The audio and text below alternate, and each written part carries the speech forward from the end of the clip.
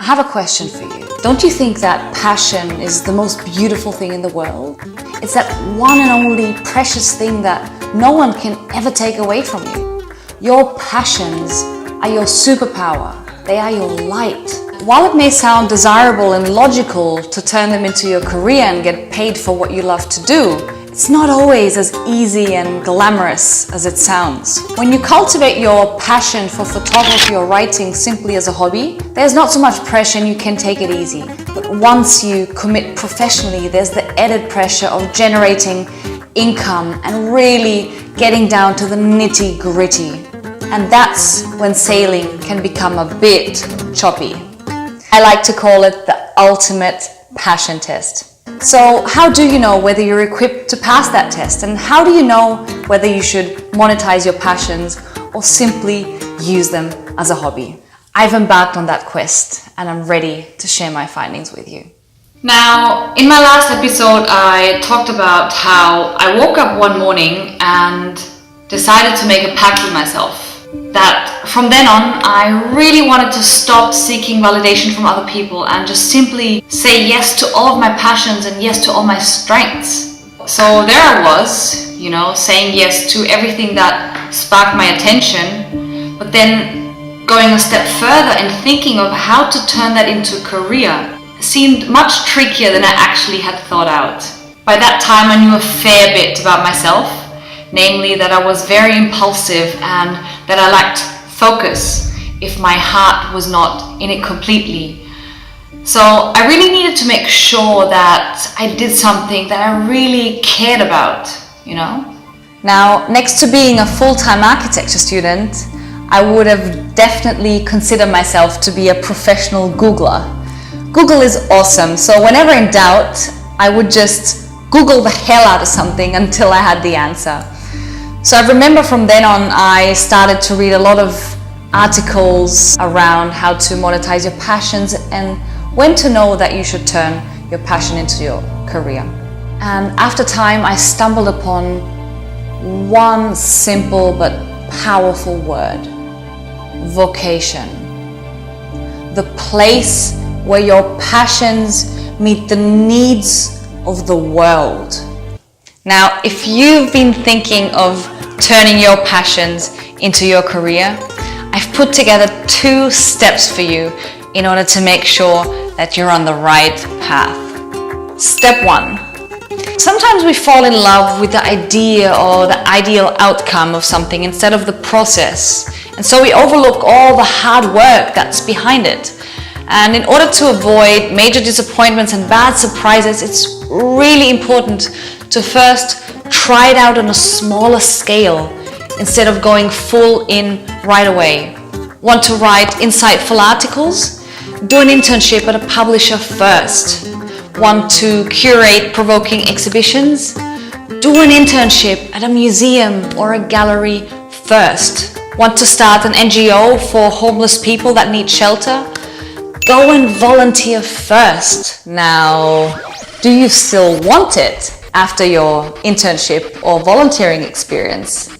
Because there are so many people that say afterwards, no thank you, because often the thought of something is just so much nicer than reality. But if your passion is still there afterwards, and if it's even bigger, then that is a go. Step 2. Your passion alone will not be enough. There will be times that are less fun and you'll want to quit. So what you really need is a strong mission and a strong vision that is pulling you forward for when the going gets tough. Because the going will get tough and you want to make sure that it's worth the climb. The key is to meet your passion with a real value that you bring to others. It's passion plus service. It's this powerful shift from me to we that changes everything. And when you serve others, you're much more likely to break through moments of doubts and maneuver through a variety of obstacles because You know you're not just doing it for yourself, but for the greater good that really needs what you have to offer. Huh? Vision, vision, vision, vision, vision? What's a mission and what's a vision? So your mission is basically what you do now, and your vision is what you want the future to look like. So while your mission describes all the services that you want to provide in the now, your vision really describes where you want a community or the world to be in the future, you know? It's your dream, your hope, your inspiration, and your compass for your organization or the brand.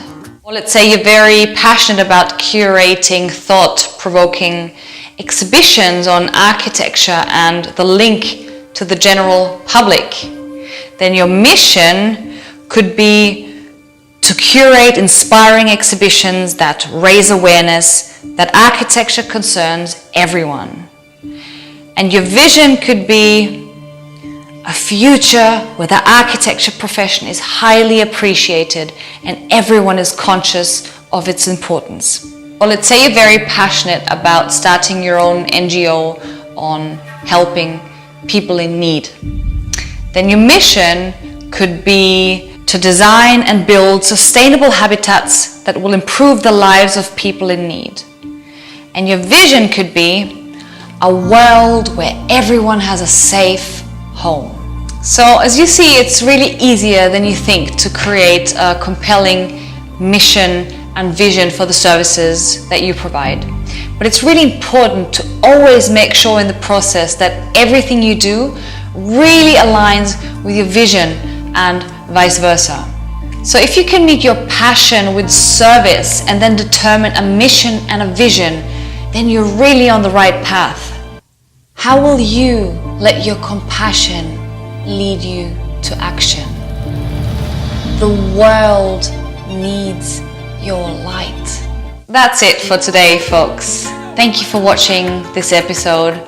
I hope it gave you the right kind of knowledge you needed in order to get closer to your truth. If you liked it, please give it a thumbs up and don't forget to subscribe to my channel. Also, come and join our community on Instagram at What Our School Doesn't Teach You, where I share thought-provoking content on a regular basis. And thank you so much to you for being part of What Architecture School Does Not Teach You. My name is Ines Hemmings and my mission is to empower you to seek and share your truth for a future of empowered architects and conscious 21st century architecture.